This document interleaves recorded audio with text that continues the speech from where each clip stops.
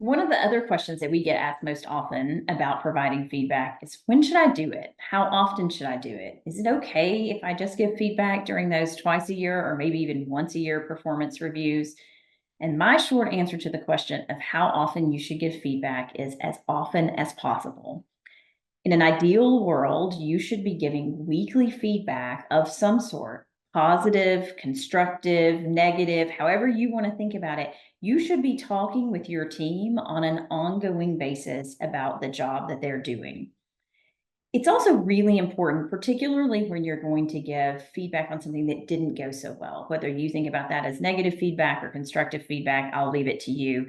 But when you need a team or an employee to course correct, it's really important that you give that feedback as close in time to the actual event as is reasonable. Here's what I mean by that. First, it's really important to do that when memories are fresh. You don't want to wait 2 or 3 weeks because then everybody's sort of struggling to remember exactly what happened. Maybe an employee or a team is going to have a hard time going back and thinking through how they got in that situation. And what we really want is for folks to learn from the feedback that we're giving them. So you need to give feedback in a way that memories are fresh and frankly, so that if there's a chance to course correct, you have that window still available to you. Maybe you can correct it and the problem won't be as significant. Maybe you can get things back on track. Giving feedback in a timely way is a great way to do that. But I also want you to notice that I didn't say give immediate feedback because there are situations where you don't want to give real-time feedback right in the moment.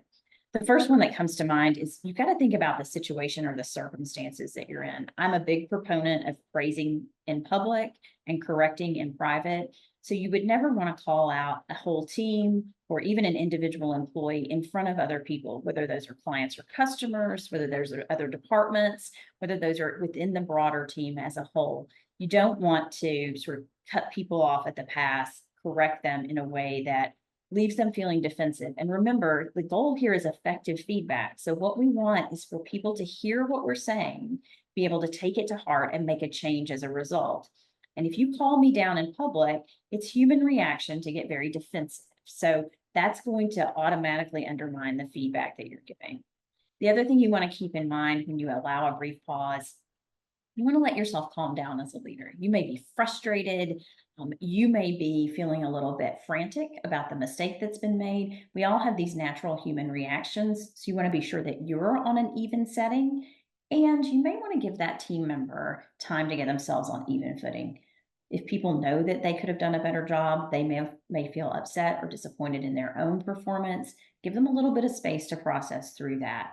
If they are frustrated or if they're feeling defensive, give them a little bit of space to process through that.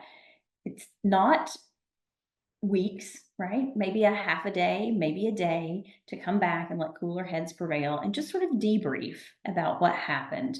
That's going to help ensure that that feedback session is as constructive as it possibly can be. So timely feedback, routine feedback, but not always immediate feedback.